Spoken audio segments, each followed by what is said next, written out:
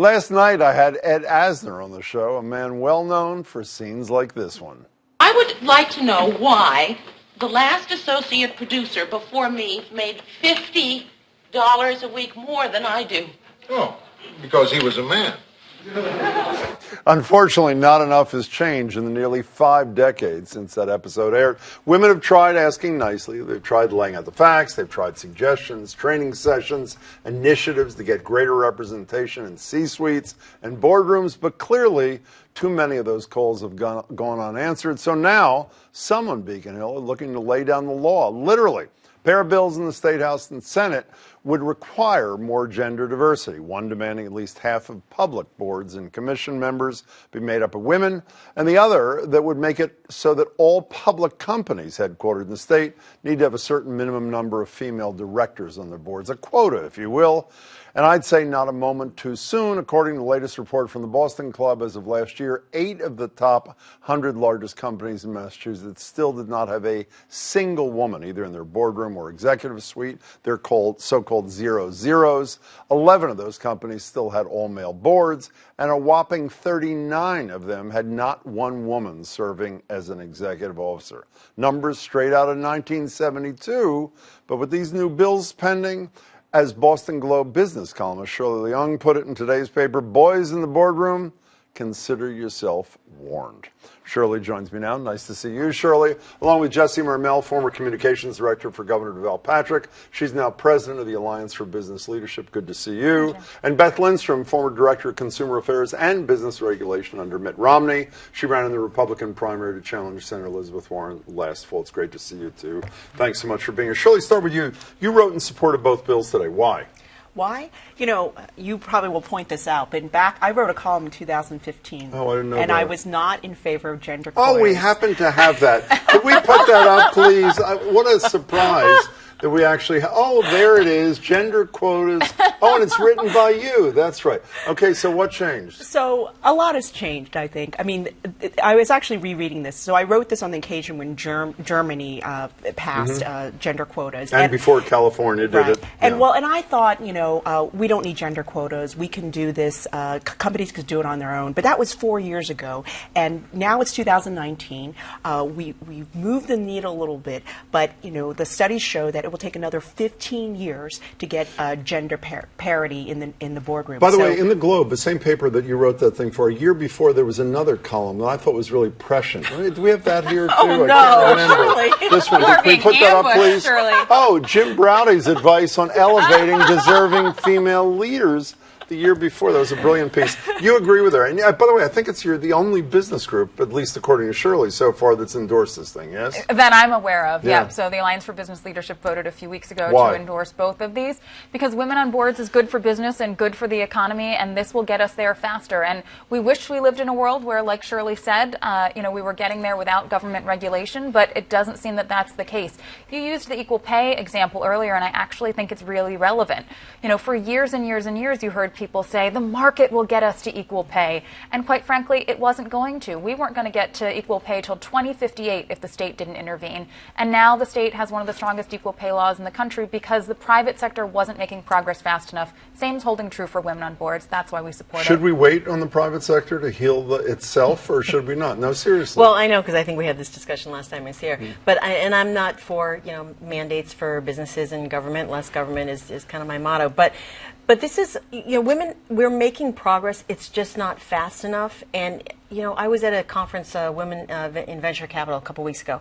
And the same thing holds true. It's like very few women are getting funded by venture capital. And the reason why, self-admittedly, that they give money to people that are similar and look like them. So I feel like this is somewhat of the same thing. It's like we have a pipeline. I think we have more women making progress through the years, but it's not fast enough. So with regard to mandating it through legislatively, I would be maybe agreeing to something that might sunset, because it just seems like we're not getting women on these boards. And it's more healthier for business to do So that. is your position you could live with this under certain circumstances? Well, I would like to not have a mandate, but as you're saying that businesses aren't, it's not happening fast enough. So how do you solve the Consumer problem? Affairs. I know one of the things I don't understand is every study I've ever read about these things, often directed by you in your writing, says this is not only the right thing to do, as an ethical thing, but it's good for the bottom line. So since businesses care about the bottom line, hopefully they care about other things too, why do they have to be forced to do it? And these numbers are embarrassing. I think it's some gender bias. I do, and I think it's sad that it's happening. You would think that women would be asked to be on boards because they are competent, but I think there's some bias there. So. And is the reason the rest of the business community, again, according to what Shirley's written, is either, Associated Industries in Massachusetts sent us a statement. They like they support the concept. Everybody says they support the concept, but they don't want government involved either. The chamber still hasn't made a decision.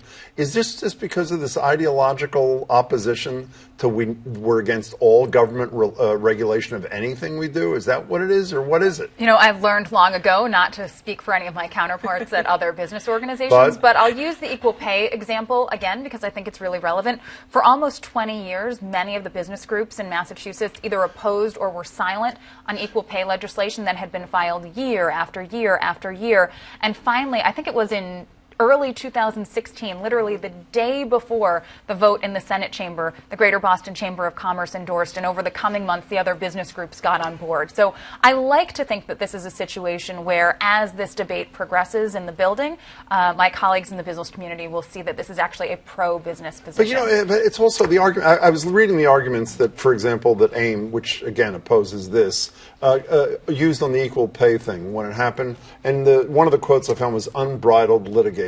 Well, as far as I know, the equal pay thing has been in effect for a little bit more than a year. About a year, yeah. Does anybody know about unbridled? We know about the woman from the BSO, who was the first and was successful. Is there like a torrent of litigation as predicted here? Is there? No, not that I'm aware of, and it's interesting. I actually was talking to some folks in the Attorney General's office yesterday about something unrelated, and knowing that the year-ish anniversary was coming up, I just asked the question, how's it going? And they said they're getting a lot of inquiries, people asking good faith questions to make sure that they're on the right side of the law in it, but they don't feel like they've been, and I shouldn't be speaking for them either, but the feedback I got was that they weren't overwhelmed with, litigious calls. You say the only line I disagree with in your column is you said no one's against having women on boards, is a quote. The answer is obviously they are against having. I mean, here's the list, by the way, according to the Boston Club, 2018, of the Massachusetts-based companies without women directors. They obviously are against having women on boards,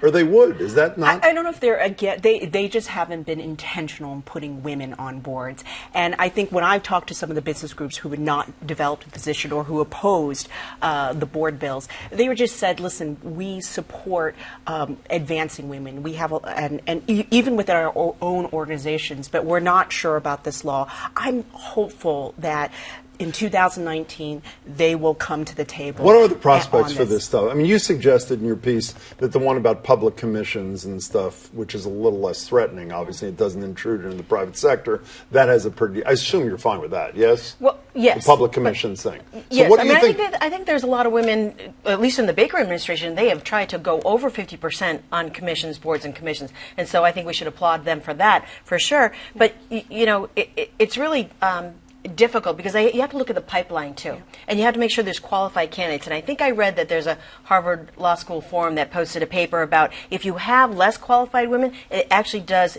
impact shareholder value. So there is an argument there, but that. But one of the reasons why the numbers in the C-suites are so atrocious, 39 of those 100 companies have no women in the C-suites, is because there are no women on the boards helping to create the pipelines for those and women. The one or two, they're like listen to maybe. So if you get 2, 3, or 4, I think that's where we see change. Will this become law? You don't know. Will it, or you don't want to say? Will it become law? I think it has a good shot, but we need to layer it with systemic change, not just about sexism, but also about racism. Oh, and by the way, the numbers on women of color on boards are even more pathetic. 2.5%. It's really, really bad. And we aren't reaching equality unless we're also talking about women of color. 15 seconds. Is this going to become law? Yes, I wanted to. What Shirley wants happening. Quickly. I was going to say, I think things are a little different in the post-Me Too era. I think women are tired of waiting, and I think they will do all they can, and also their male allies, to get this passed. Do you want me to give you a copy of that piece I wrote in 24? Nice to see you. Thanks so much for your time. Good to see you. Thanks, Shirley. I really appreciate it.